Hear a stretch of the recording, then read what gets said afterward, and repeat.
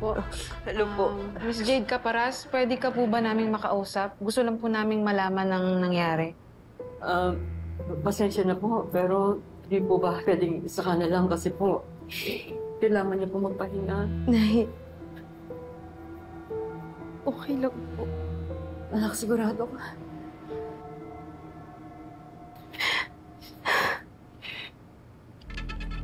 Hindi ko po matandaan yung buong nangyari. Ang naaalala ko lang po, pinipilit ko si ating sumuko. Kaso, ayaw po niya. Tapos, nagalit siya. Nung nakarating po kami sa cliff,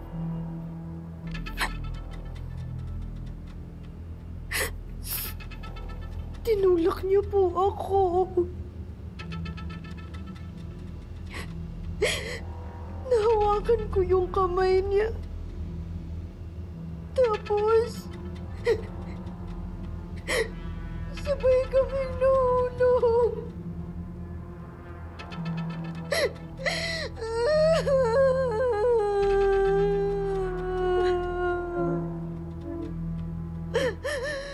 Ate!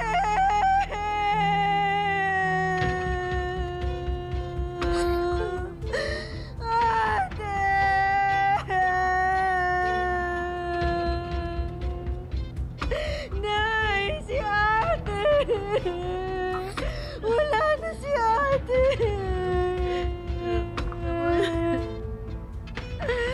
Nay!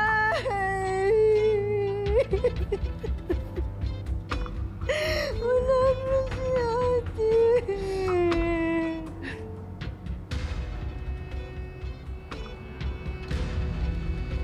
Ma'am, eto na po yung gamit niyo.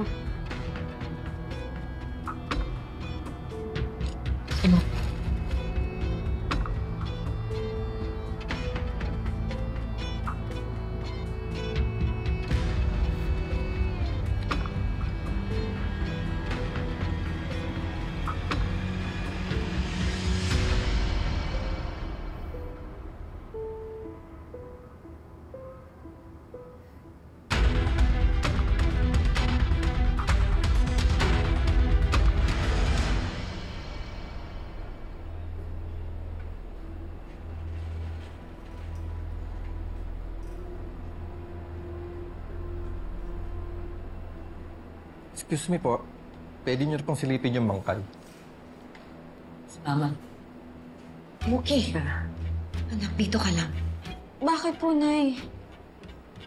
Pinoprotektahan lang kita. Hindi ako madagdagan pa yung trauma mo. Emma, patay na si Olive.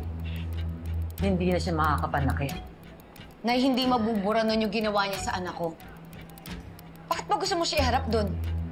Para maalala niya lahat ng trauma na ginawa sa kanya ng babaeng yon? Ama, naiintindihan kita. Alam ko na malaki ang kasalanan ni Ate Olive sa'yo, lalong-lalo na kay Muki. Kaya maiintindihan ko kung sa lamay o sa libing, wag na nating palapitan si Muki sa casket. Hindi rin kami pupunta sa lamay.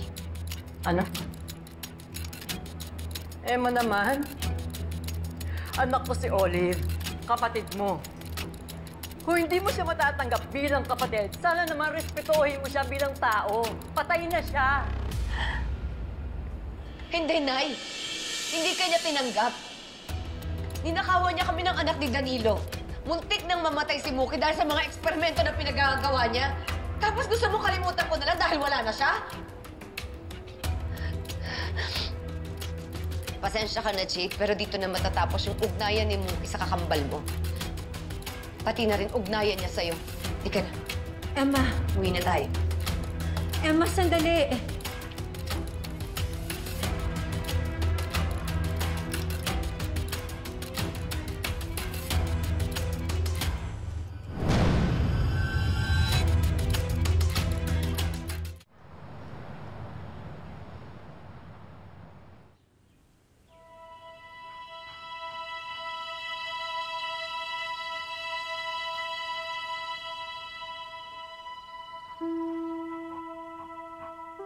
Emma, libing na ni Olive. Pasilipin mo naman yung anak natin. Total, hindi mo siya pinayagang pumunta doon sa Lamay.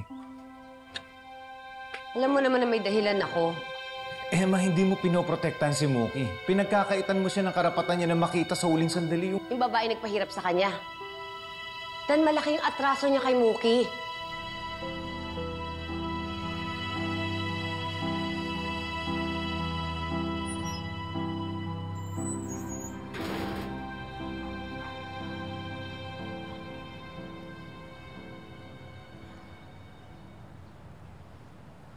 Basta ka na.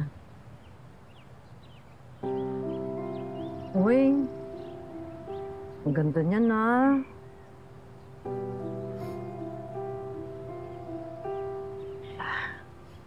Apo, pasensya ka na ha. Hindi tayo nakapunta sa lamay ni Oli. Ayaw kasi ng nanay mo eh. Pero, gusto mo bang pumunta sa libing niya?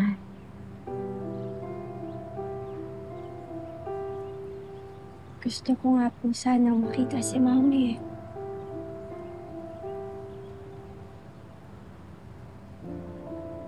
Naiintindihan ko naman po si Nanay.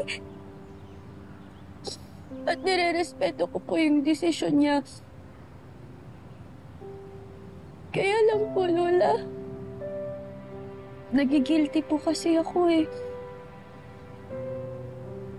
Emma, halos 17 years nang kasama si Olive. Ting respeto naman doon sa namatay. Bakit nung nabuhay ba si Olive? May respeto ba siya sa anak natin? Sa atin? Wala! At hindi naman siguro kawalan ng respeto na ipagdamot ko yung anak ko doon sa babaeng tinanggalan ako ng karapatan na maging isang ina ng 17 taon. Despite everything she did to me po, sa atin, mami ko pa din po siya. At hindi mo mawawala yun. Sobrang tagal po namin magkasamang dalawa. At kahit po, yung mga times po na sinasaktan niya akong paulit-ulit, she was still a big part of me, Lola.